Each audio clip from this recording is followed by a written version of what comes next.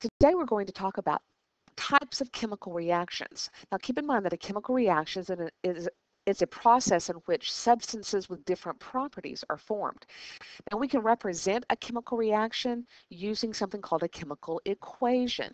And a chemical equation can be in word form, like this first one is, simply saying that hydrogen plus oxygen reacted together yields or produces water, or we can put it into a formula equation, as this one is, where we write formulas for those different substances, and we come up with H2 plus O2 reacting to form or produce water. Now, for this first part of our discussion of equations, we're not going to balance these equations. We're going to be using skeleton equations. We'll talk about what it means to balance an equation in another set of notes. For now, we're just dealing with only the substances involved in the chemical reaction. We're not worried about how much of each substance is involved. So in this equation, we have reactants. The reactants are the substances that react together or start the chemical reaction. So those are reactants. They're left of the arrow, as it says here. We also have the products. The products are what we produce or make in the chemical reaction. So our products are here and here in this particular equation. We know they're products because they're on the right-hand side of the arrow. And that arrow stands for yields or produces in a chemical equation. Now, what we want to be able to do, and it's the first step in being able to predict what kinds of substances are going to be formed in a chemical reaction, we need to know the different types of chemical reactions. There are 5 different types of chemical reactions that we're going to deal with. There are others, but we don't really deal with those until AP. The first of these, and it's always the one I want you to look for first, is called a combustion reaction. Now, there are all different kinds of combustion reactions, but this year we're going to deal with reactions that, combustion reactions that have carbon, hydrogen, and oxygen only in the fuel. When that happens, we're always going to get one of 2 sets of products.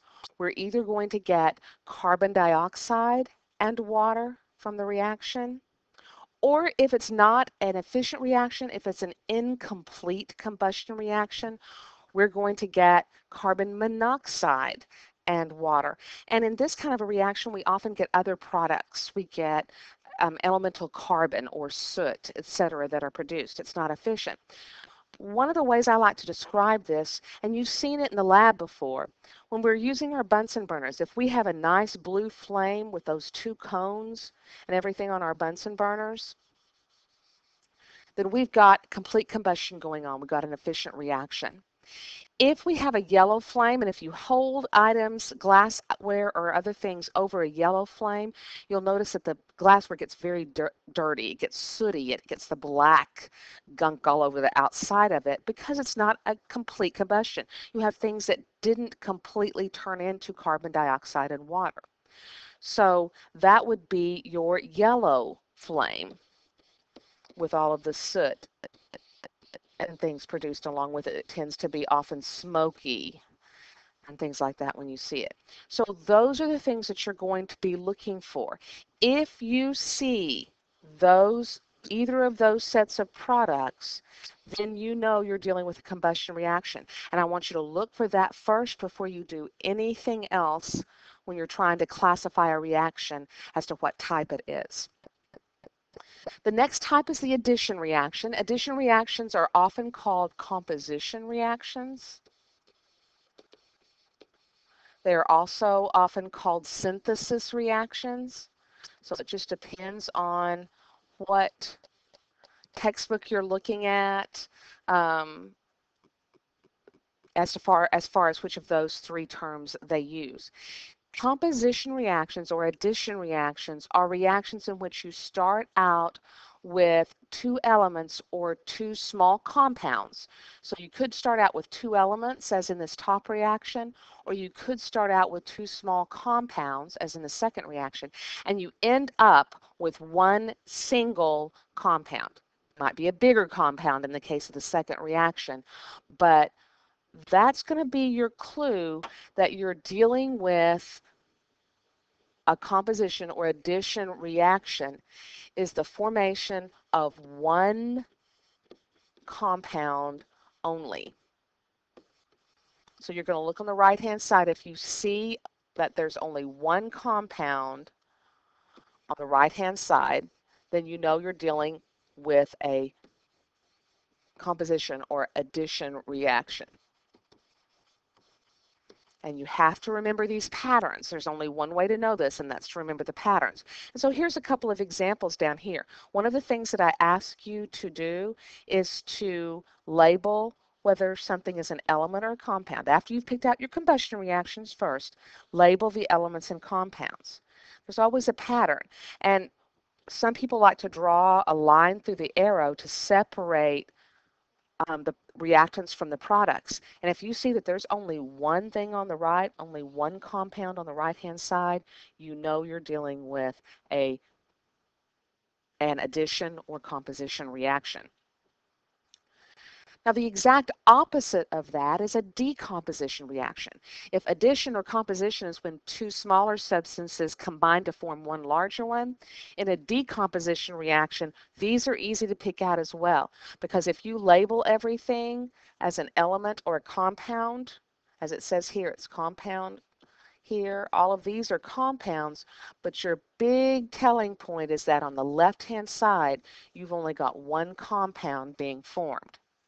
So, or excuse me, I'm sorry, only one compound as a reactant. You start the reaction with only one compound. Only one compound as a reactant. And again, remember that means it's on the left. So when we look at these examples below, and we label them, this is a compound because it has two elements in it. Both of these are elements. All of these are compounds. But if we look at where our reaction separates, there's only one compound in both of these to the left of the arrow, and that's our signal that we're dealing with a decomposition reaction. Our next type is a single replacement reaction. In a single replacement reaction, the pattern becomes even more evident.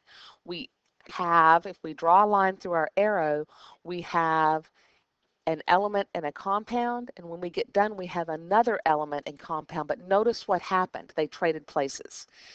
It's like we had B and X dancing together on a dance floor, and A came in and bumped out B. Now, once the reaction is finished, B is dancing alone, and we've got A and X dancing together. So that's an example of a single replacement reaction. One element bumps out something in the other compound. So when we start labeling these, just keep in mind that putting A plus BX yields B plus AX is the exact same reaction as BX plus A yielding AX plus B. Those are the exact same reactions. You still have the same two reactants, the same two products. So having the pattern compound element yields compound element, any combination of those will work. As long as there's one compound and one element on the left and one compound and one element on the right, you're dealing with a single replacement reaction. So the examples, as soon as we label this,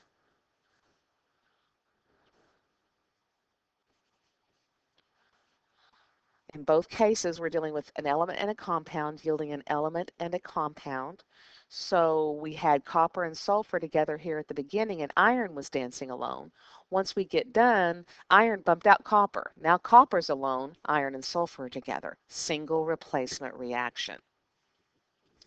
Our final reaction type is a double replacement reaction, and this is a situation fairly easy to recognize. We've got all compounds all the way across, and we simply trade partners. We had AX and BY dancing together, if you will.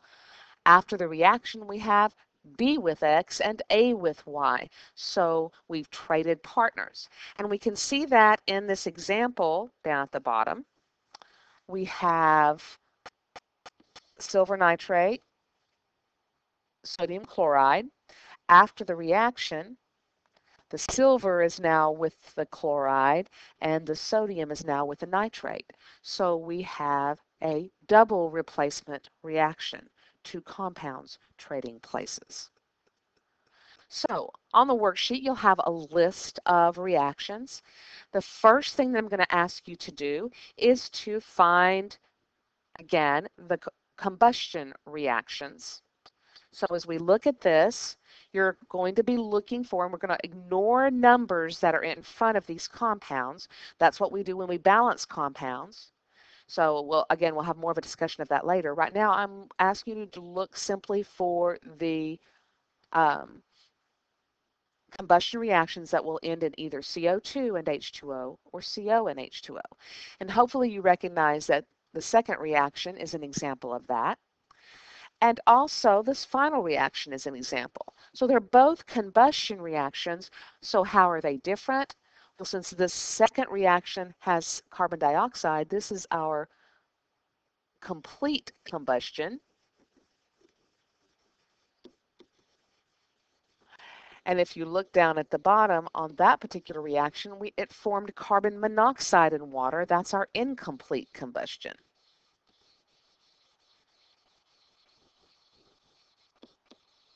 So find those first.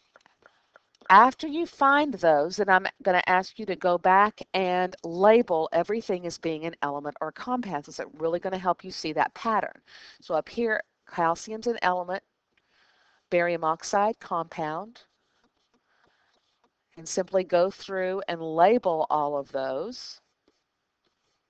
Remember, if it has two different kinds of elements, it's a compound.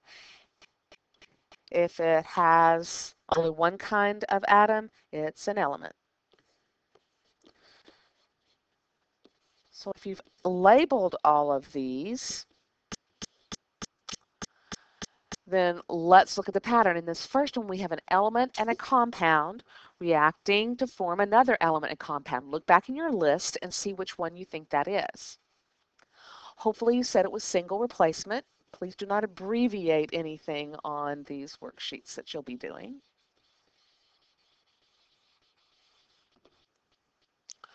Looking at the next one, we've already established that the second one was complete combustion, but the third reaction, we've got an element and an element, two elements on the left, and on the right-hand side, we've got one compound. Now remember, we had a couple of different reactions where we were supposed to look for one compound on one side or the other. Since this reaction has one compound only on the right-hand side, if you look back, you'll see that this is our example of addition or composition.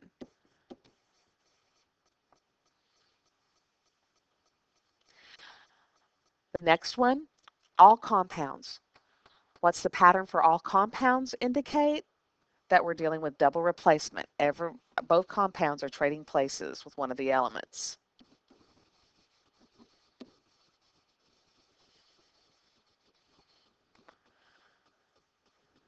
On the next one, we start out with a compound and form two elements. Remember, if we start out with only one compound, it doesn't matter what's on the right-hand side. It could be two smaller compounds. So we have no idea what's going to be on the right-hand side, but if all we've got on the left-hand side is one compound, we are dealing with decomposition.